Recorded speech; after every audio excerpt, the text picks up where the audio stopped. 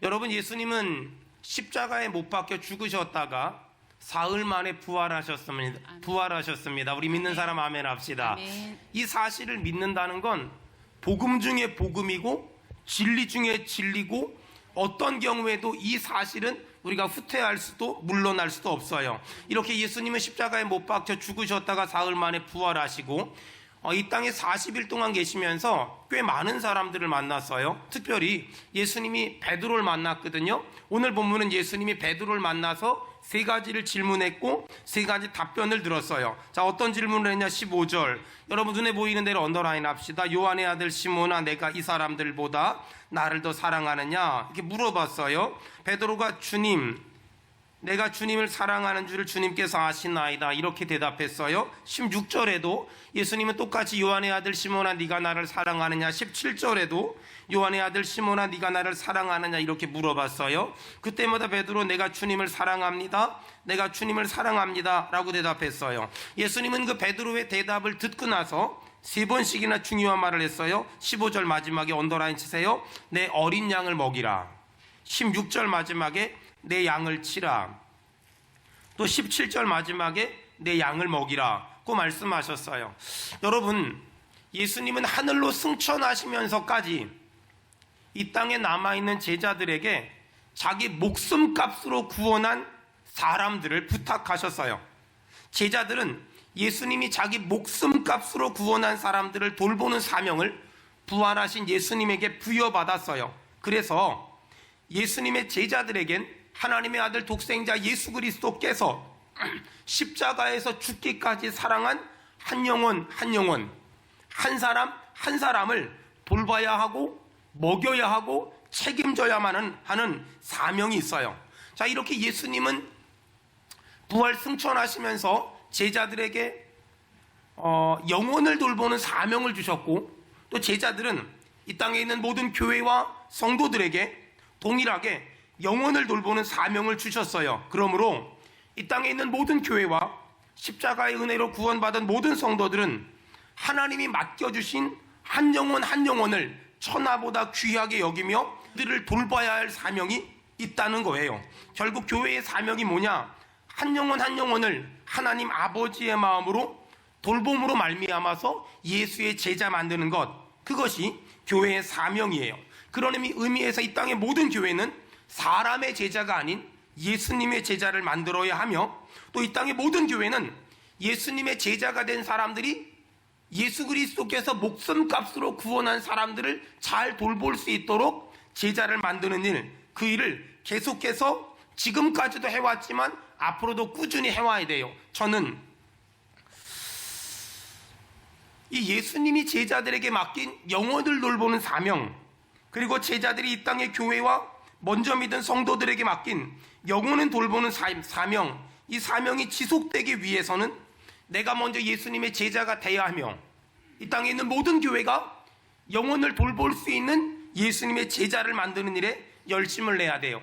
하지만 안타까운 건 지금까지 한국교회는 오병이어의 기적을 쫓는 수많은 무리들은 많이 만들어냈어요. 하지만 예수님의 제자를 만드는 일은 실패했다고 봐도 과언이 아니에요. 왜일까? 지금까지 한국교회 수많은 목회자들과 수많은 성도들은 다른 교회 집사님들, 다른 교회 목사님들, 다른 교회 장로님들을 만나면 물어보는 게 있어요. 그 교회는 교인이 몇 명이에요? 이 말은 무슨 말이냐면 사람들의 관심이 교인이 몇 명이냐에만 국한돼 있다는 거예요. 하지만 성경을 보면 예수님은 제자를 만드셨지 수많은 군중을 만든 적은 단 한 번도 없다는 거예요. 그러므로 우리 교회가 교인이 몇 명이에요? 이건 아무 의미가 없다는 거. 중요한 건 우리 교회에 빌립 같은 집사님이 몇 명 있어요. 바울 같은 사람이 몇 명 있어요. 베드로 같은 사람이 몇 명 있어요. 예수님 닮은 사람이 몇 명 있어요. 그게 가장 중요하다는 거. 그 교회에 장로님이 몇 명 있어요.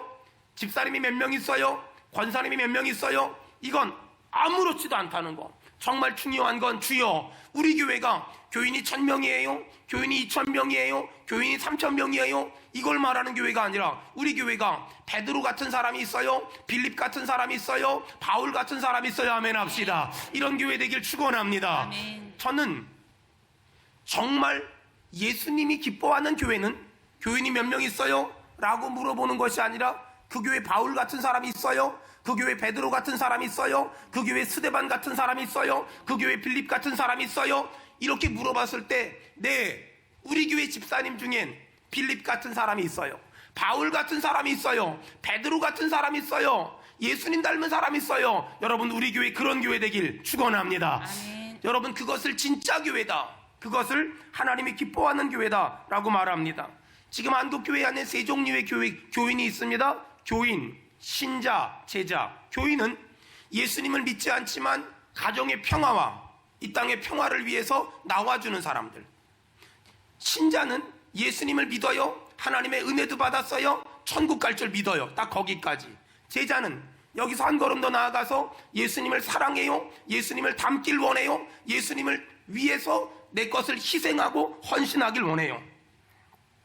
제자라는 말은 교회에서도 사용하지만 세상에서도 많이 사용합니다. 그래서 세상에서는 내 제자야, 내 제자야 라는 말을 진짜 많이 합니다. 근데 그러다 보니까 교회에서도 목사님들하고 또 사람들하고 얘기하다 보면, 목사님, 저 사람은 제 제자입니다. 지금 내 제자가 어디서 목회하고 어디서 선교합니다. 이런 말을 진짜 많이 합니다. 저는 그렇게 말하는 목사님의 말을 잘 해석해서 들어서 오해하진 않지만 저희 교회에서 부교육자들에게 그리고 양육을 하는 우리 평신도들에게 제가 부탁하는 거 있습니다. 그런 말 하지 마라. 내 제자다, 내 제자다 절대 하지 마라. 왜냐하면 예수님은 제자들에게 예수님이 목숨값으로 사신 영혼들을 맡겼어요.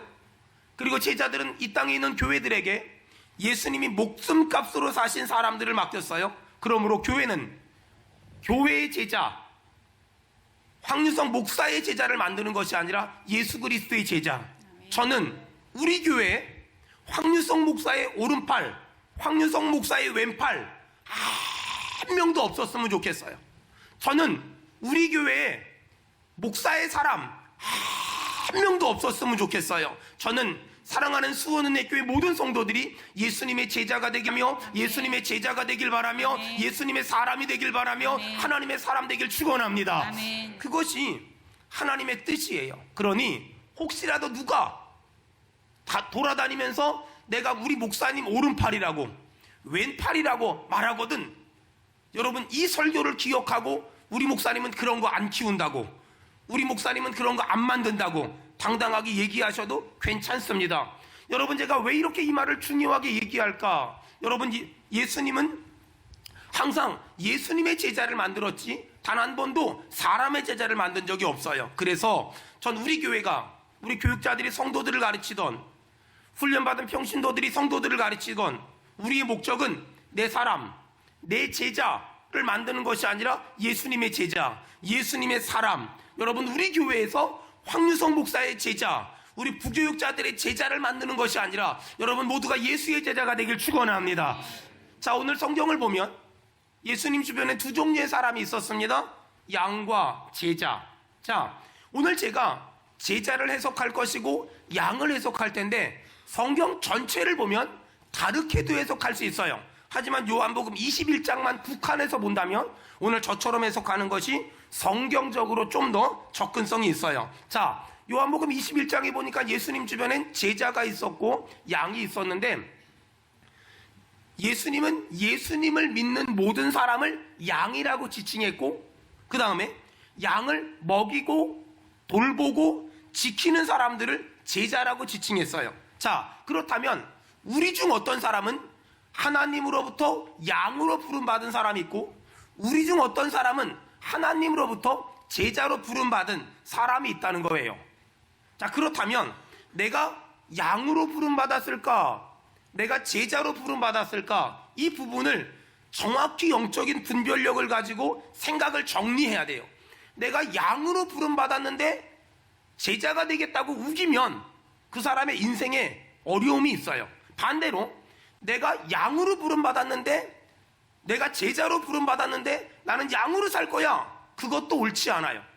그래서 하나님이 나를 양으로 불렀을까? 그렇다면 하나님이 나를 양으로 불렀다면 하나님이 제자로 부름받은 사람에게 돌봄을 받고 또 그 사람에게 기도를 받고 그 사람에게 사랑을 받으며 신앙생활하는 것, 그것이 하나님의 뜻이며, 또 하나님에게 제자로 부름받았다면 하나님이 맡긴 양을 위해서 희생하고 헌신하고 사랑하고 기도해주고 기다려주는 것이 하나님의 뜻이라는 거예요. 자, 우리 중 어떤 사람은 양으로 부름받았어요. 다시 말해서 우리 중 어떤 사람은 성도로 부름받았어요. 그렇다면 그 성도는 하나님이 목사로 부름받은 사람을 통해서 기도받고 사랑받고 축복을 받고 또 은혜를 누리며 사는 것, 그것이 하나님의 뜻이며, 또 어떤 사람은 하나님이 목사로 불렀어요. 그렇다면 하나님이 내게 맡긴 양, 그 양이 가난하든 부하든 잘났든 못났든 배웠든 못 배웠든 장애가 있든 없든 하나님이 내게 맡긴 양을 위해서 희생하고 헌신하고 기도해주고 기다려주고 참아주면서 그 사람을 주님 앞에 갈 때까지 잘 이끌고 가는 것, 그것이 하나님의 뜻이라는 거예요. 여러분, 목약이란 관점으로 볼까요? 하나님은 양을 직접 돌보는 것이 아니라 교회를 세우시고 목회자를 세워서 양을 돌보는 사역을 그들에게 맡기세요. 그래서 목사가 하는 사역을 뭐라고 말하냐? 목양 사역이라고 얘기한다는 거예요. 평신도들 중에는 목사보다 여러 방면에서 뛰어나고 탁월하고 실력 있고 능력 있고 제자 훈련도 받고 성경 공부도 많이 하고 정말 인격적으로나 성품적으로나 훌륭한 사람들이 진짜 많아요. 하지만 여러분, 어떤 사람이 목사가 되고 어떤 사람이 성도가 될까? 실력이 많고 능력이 많고 인격이 좋고 성품이 좋은 사람들이 목사가 될까? 아니에요. 그러면 인격이 안 좋고 성품이 안 좋고 실력이 안 좋고 능력이 없는 사람이 성도가 될까? 아니라는 거예요. 안타까운 건 한국교회는 지금까지 이런 식으로 생각했다는 거예요. 그러다 보니까 목사는 높은 사람이고 성도는 낮은 사람이야 라는 생각들이 지배적이었다는 거예요. 절대 그렇지 않아요. 누가 목사가 될까? 누가 성도가 될까? 하나님의 부르심이 달라요. 하나님은 어떤 사람을 목회자로 부르세요? 하나님은 어떤 사람은 성도로 부르세요. 하나님은 저 같은 사람을 목회자로 부르셨어요. 그러면 제 기도 제목은 뭐냐? 주여, 더 좋은 목사가 되게 하옵소서. 이것이 제 기도 제목이에요. 그렇다면 성도들의 기도 제목은 뭐가 돼야 될까? 주여, 더 좋은 성도가 되게 하여 주시옵소서. 이것이 우리 각 사람의 기도라는 거예요. 자, 그렇다면 우리가 이렇게 하나님의 부르심을 따라 어떤 사람은 목회자가 되고 어떤 사람은 성도가 됐어, 이 사실을 인정한다면, 그래서 성도는 목회자의 목양을 받으며 살아야 해, 이 사실을 인정한다면 그 사람은 절대 목회자의 실력이나 능력이나 인격이나 성품을 가지고 함부로 판단하거나 평가하지 않고 그 사람을 목회자로 세우신 하나님의 의도, 그 사람을 목회자로 세우신 하나님의 뜻을 깊이 묵상하면서 그 사람을 양무리를 돌보는 목회자로 인정하게 되는 거예요. 여러분, 기억하세요. 우리는 어떤 목회자를 보면, 어떤 사역자를 보면 가르치고 싶을 때도 있고 야단치고 싶을 때도 있고 비난하고 싶을 때도 있고 정죄하고 싶을 때도 있어요. 잘 들으세요. 하나님이 하실 일은 하나님께 맡기고 내가 할 일은 내가 하세요. 하나님이 그 사람을 왕으로 세웠다면 하나님은 그 사람을 왕에서 내리기도 해요. 때가 되니까 다윗이 사울을 죽이지 않았지만 사울은 때가 되니까 하나님의 패하시고 다윗이 왕이 됐어요. 만일 다윗이 사울을 죽이고서 왕이 됐다면 다윗은 성군이 절대 될 수 없었어요. 여러분, 겸손이 뭐냐? 내가 할 일은 내가 하고 하나님이 하실 일은 하나님이 하시는 것. 교만이 뭘까? 내가 할 일은 하지 않으면서 하나님이 하실 일을 내가 하겠다고 설치고 돌아다니는 것, 그것을 교만이다라고 말해요. 저는 오늘 본문을 묵상하면서 저는 목사로서 제가 할 일을 더 열심히 할게요. 여러분은 성도로서 여러분이 해야 될 일을 더 열심히 하세요. 우리 교회는 건강할 것이며 하나님이 귀히 쓰실 줄로 믿습니다.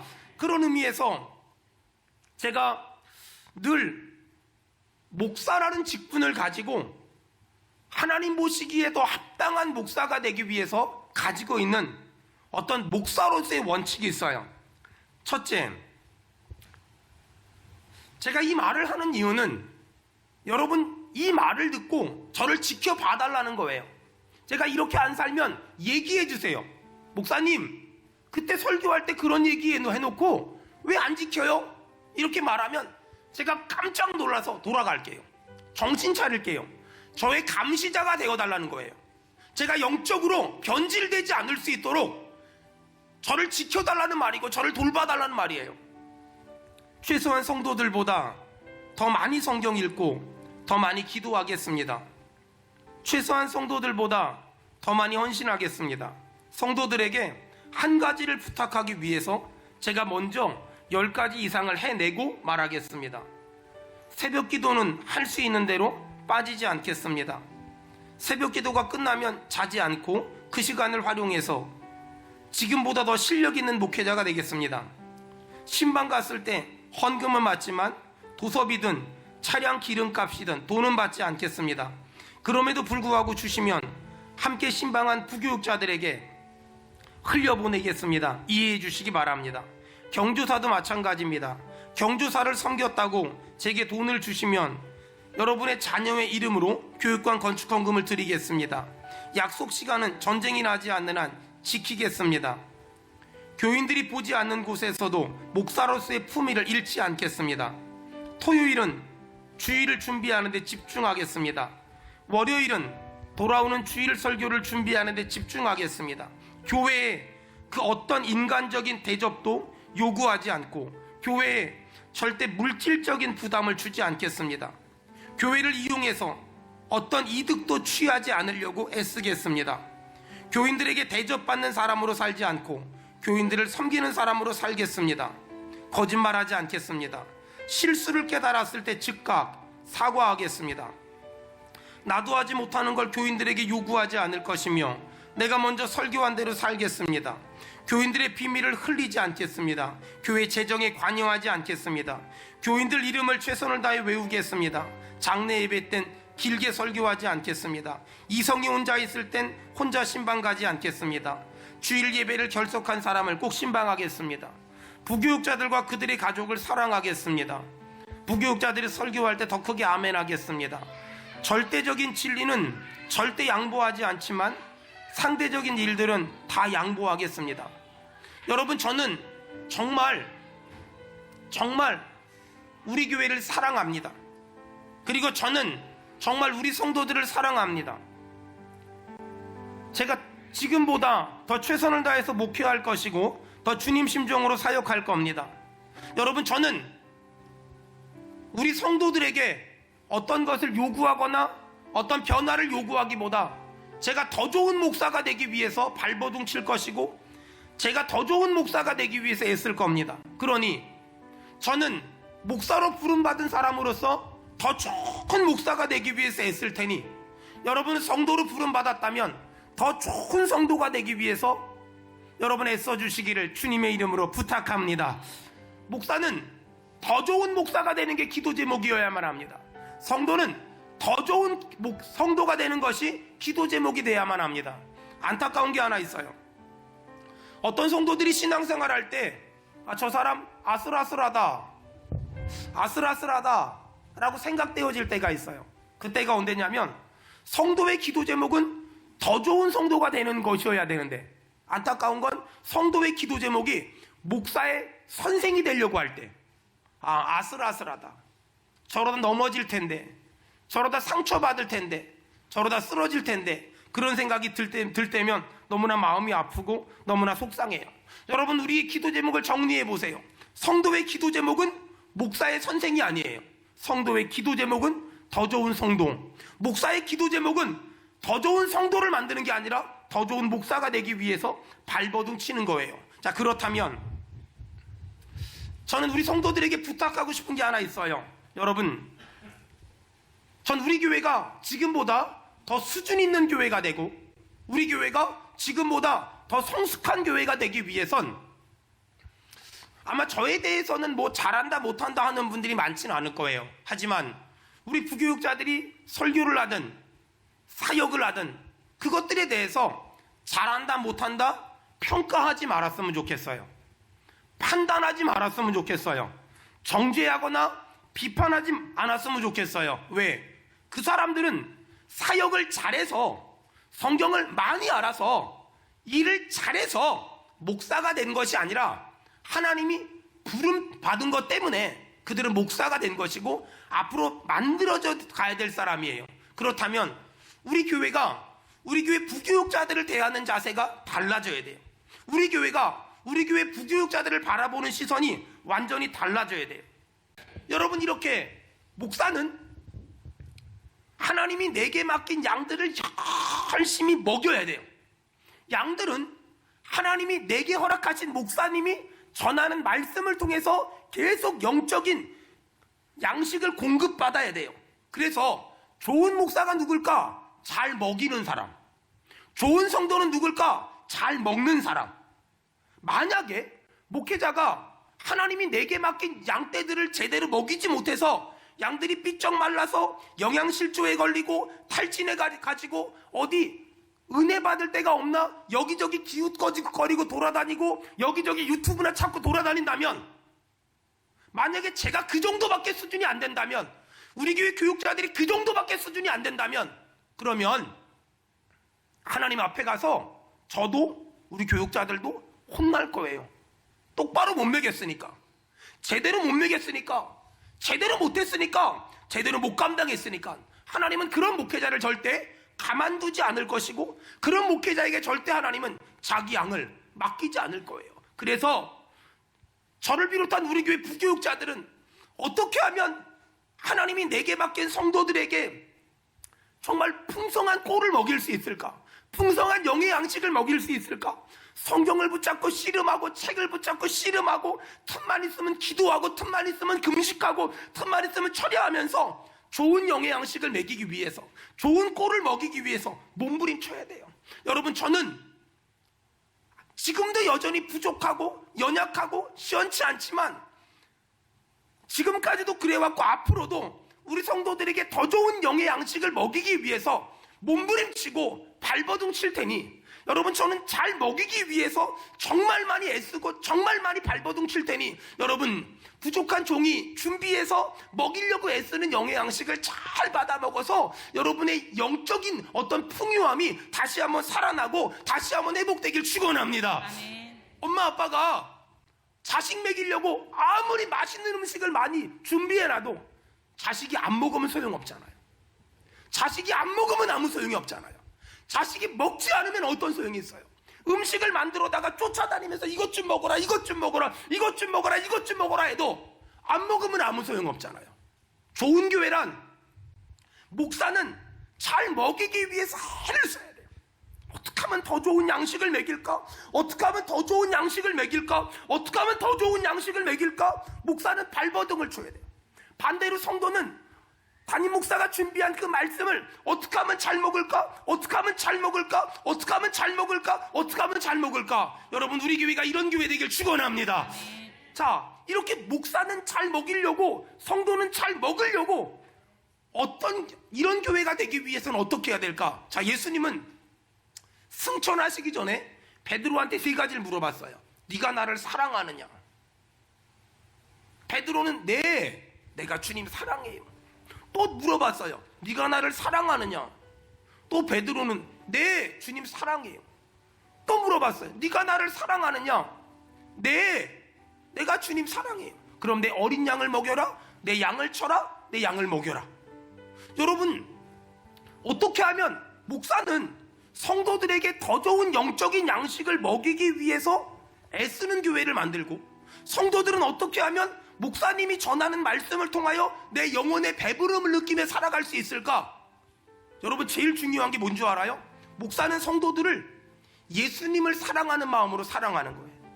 여기 계신 우리 성도들 한 사람 한 사람이 저한테는 그냥 성도 한 사람이 아니에요. 저한테는 예수님이 보내주신 내게 맡긴 양, 예수님이 목숨값으로 구원한 사람들.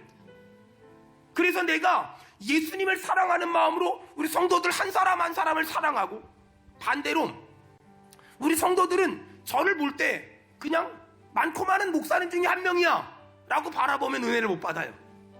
저를 볼 때 하나님이 내 영혼을 책임지라고 나에게 허락하신 목사님이야. 내 영혼을 책임지라고, 내 영적인 것들을 책임지라고 나에게 보내주신 목사님이야. 여러분, 이 땅에 목사님들 진짜 많잖아요. 근데 있잖아요, 이 땅에 그렇게 많은 목사님들 있지만 여러분이 힘들다고 할 때 기도해주는 목사님, 여러분이 아프다고 할 때 철회해주는 목사님, 여러분이 어려운 일 당했다고 했을 때 작정 기도해주는 목사님, 여러분이 병들었다고 했을 때 노심초사하며 마음 아파해주는 목사님은 여러분 저밖에 없잖아요. 여러분 지금까지도 그래왔지만 앞으로도 저는 내게 맡긴 성도들을 위해서 내 목숨을 걸고 목회할 거예요. 그리고 여러분에게 더 좋은 영의 양식을 먹이기 위해서 발버둥을 칠 거예요. 몸부림을 칠 거예요. 발악을 할 거예요. 그러니 여러분, 이제 저는 더 좋은 목사가 되려고 애써 볼 테니 여러분은 더 좋은 양은 헌금만이 하는 게 아니에요. 일만이 하는 게 아니에요. 집 팔고 땅 팔아가지고 갖다 바치는 게 아니에요. 더 좋은 양은요, 목사가 노심초사하면서 말씀 준비한 걸 여러분 정말 잘 받아 먹으려고 한번 몸부림쳐 보세요. 어떻게 하면 목사님이 전하는 설교에 은혜를 받을 수 있을까? 어떻게 하면 목사님을 통해 들려지는 말씀으로 내 영혼이 살 수 있을까? 여러분 한번 노력해 보세요. 저는 어릴 적에 밥을 잘 안 먹었어요. 근데 그러다 보니까 우리 엄마가 쫓아다니면서 밥 먹이고 원기소 먹이고. 근데 있잖아요, 부모는 자식을 어떻게든 먹이려고 해요. 근데 자식은요, 안 먹으려고 해. 그러면 영적인 배부름이 없어요. 자식은요, 부모가 차려주는 밥을 맛있다 그러고 받아 먹어야 돼요. 그리고 가끔 가다가 부모님한테 엄마 오늘 밥 맛있어, 엄마 오늘 밥 맛있어, 엄마 오늘 밥 맛있어 라고 말해주면 그 엄마는요, 그 음식하느라 준비한 피곤함이 다 없어져요. 우리 성도들이 목사님 오늘 말씀에 은혜 받았습니다, 목사님 오늘 말씀에 제가 힘을 얻었습니다, 목사님 오늘 말씀에 제가 믿음이 생겼습니다, 이 말 한마디 들으면 또 힘이 나고요, 또 용기가 나는 거예요. 사랑하는 여러분, 저는 우리 성도들의 영적인 부분을 책임지겠다는 자세로 목회할 테니 여러분은 정말 목회자들의 인간적인 부분을 책임지겠다는 자세로 한번 신앙생활 해보세요. 저는 우리 성도들을 애비의 심정으로 사랑할 테니 여러분은 저를 부모라는 관점으로 믿고 한번 따라와 보세요. 여러분의 영혼에 배부름이 있을 줄로 믿습니다. 아멘. 제가 늘 마음에 간직하고 있는 목회자로서의 자세가 하나 있습니다. 제가 이런 글들을 읽어드리는 이유는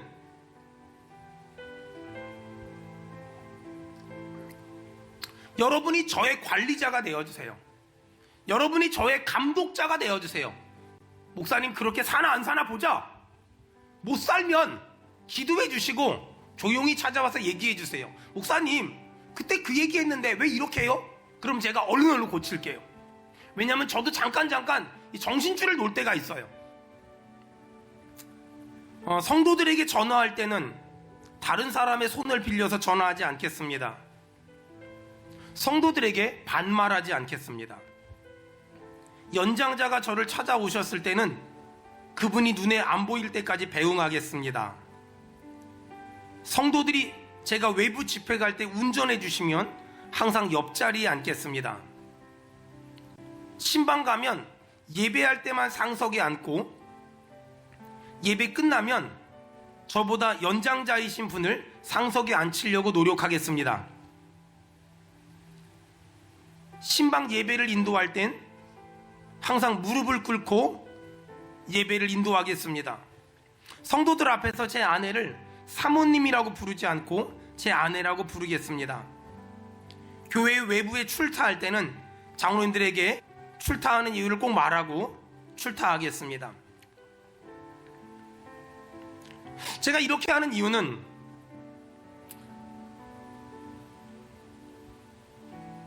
제가 저 스스로를 지키기 위해서이며 제가 수원은혜교회 담임 목사의 직분을 가지고 어떻게든 우리 성도들을 영적인 배부름을 주고 싶은 간절함 때문입니다.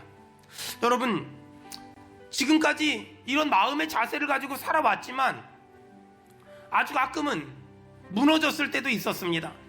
여러분이 저의 감독자가 되어주세요. 그래서 제가 더 좋은 목회자가 될 수 있도록 도와주세요. 저는 기도 제목이 더 좋은 목회자가 되는 거예요.